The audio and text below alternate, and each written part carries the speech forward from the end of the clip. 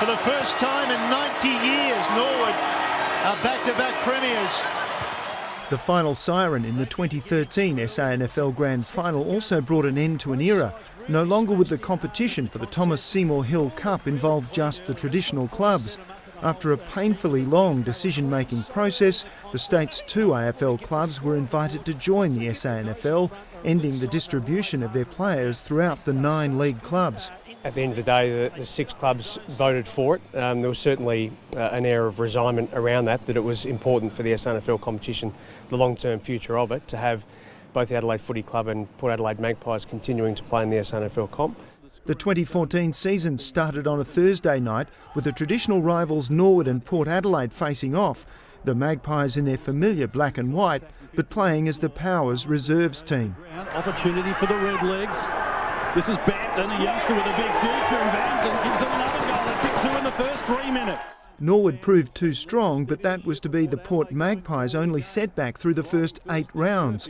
With up to 15 AFL-listed players in their side, topped up by players who were with Port Adelaide's SANFL League side last year, the Magpies have dominated, with their average winning margin 10 goals plus. Well, they're under enormous pressure here, the Panthers, and they're not standing up to it too well just for the moment. Hooking around the corner, Brendan Archie goes to work, gets a user-friendly roll.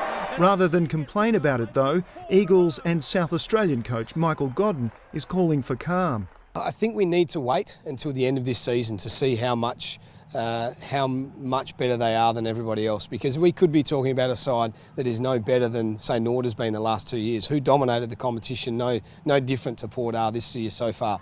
It's probably a good call given the Crows have struggled to find a winning formula.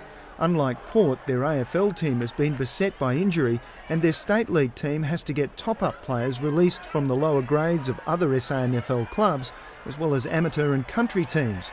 So while the Magpies are flying, the Crows have regularly had their wings clipped. Although both clubs have committed to the SANFL for 15 years, there'll be an annual review of the regulations governing their teams. What I'd suggest will be looked at is the strength of both teams. You know, clearly that's an important part of our competition is maintaining competition within the competition. You know, you don't want one team to be too strong. You certainly don't want one team to be too weak either. Michael Wunke has seen it all before. The Eagles' key forward was part of 2 VFL premierships with North Ballarat and says the mix of the State League sides and the AFL teams is a challenge. I guess as players you just want to play against the best players you possibly can, and if that's 2 reserves teams for AFL teams, then I guess that's the way it went in the end. When the change to the SANFL was first proposed, the AFL clubs sold the concept on bringing fans back to local football. Crowds are up on this time last year, and it's significant in the sense that this facility here, Adelaide Oval, is drawing 10,000 more people a week to these games. So we've been really pleased that hasn't cannibalised SANFL crowds at this particular point in time. So tick that box, and Michael Godden also sees the benefits for the SANFL clubs that are now free of AFL players coming in and out of their teams. I've seen a lot more players that previously hadn't had an opportunity playing league football, which is great because I think all of us had 3 or 4 players that weren't able to make the grade because of AFL players. So I think that's a real positive for the comp. So the quality of the games are no different. That quality is reflected in Godden's confidence about his SA squad.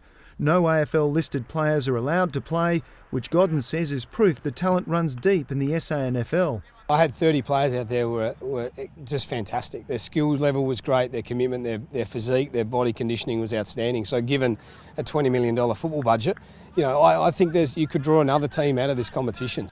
In September, when the SANFL Grand Final returns here to the Adelaide Oval for the first time since 1973, most expect Port Adelaide to be running out and the other 9 clubs will be battling to be the challenger. But as Malcolm Blight once famously said, a football season is a marathon, not a sprint.